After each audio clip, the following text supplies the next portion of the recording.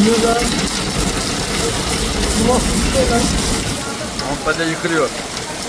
Yıkılıyor Antalya. Hani böyle yarım saat sürüyor, oraya böyle istedim ya. Abi benim dükkan baktın mı?